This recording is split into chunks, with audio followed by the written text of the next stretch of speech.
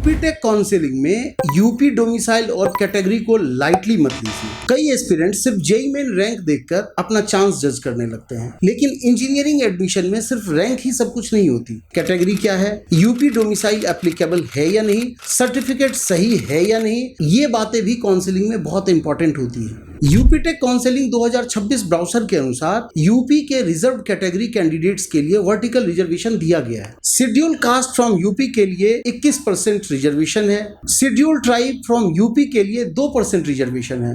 Other backward class from UP के लिए 27% reservation है। Economically weaker section from UP के लिए 10% रिजर्वेशन है। लेकिन एक बात ध्यान से समझिए, सिर्फ फॉर्म में कैटेगरी सेलेक्ट कर देने से बेनिफिट नहीं मिल जाता। सर्टिफिकेट वैलिड होना चाहिए, नेम सही होना चाहिए, फादर नेम सही होना चाहिए, सर्टिफिकेट का फॉर्मेट ऑफिशियल रिक्वायरमेंट के अनुसार होना चाहिए और डोमिसाइल रूल भी सही तरीके से एप्लीकेबल होना चाहिए। यूपी टेक काउंसलिंग में हॉरिजॉन्टल रिजर्वेशन भी इंपॉर्टेंट है। Freedom fighter dependent from UP के लिए 2% हॉरिजॉन्टल रिजर्वेशन है। Defence personnel category from UP के लिए 5% हॉरिजॉन्टल रिजर्वेशन है। दिव्यांगजन कैंडिडेट्स फ्रॉम यूपी के लिए 5% हॉरिजॉन्टल रिजर्वेशन है। फीमेल कैंडिडेट्स फ्रॉम यूपी के लिए 20% हॉरिजॉन्टल रिजर्वेशन है। इसलिए कैटेगरी और डोमिसाइल को सिर्फ फॉर्मेलिटी मत समझिए।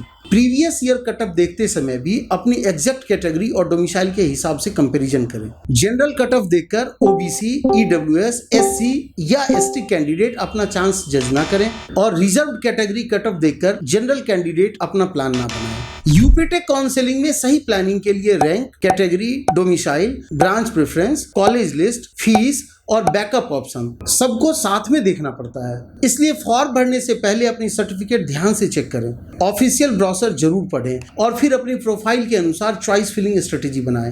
अगर आप अपनी JEE main rank, category, UP domicile और बजट के अनुसार यूपी टेक काउंसलिंग स्ट्रेटेजी समझना चाहते हैं तो आप मोबाइल से व्हाट्सएप पर मैसेज करें। नंबर स्क्रीन पर दिया गया है।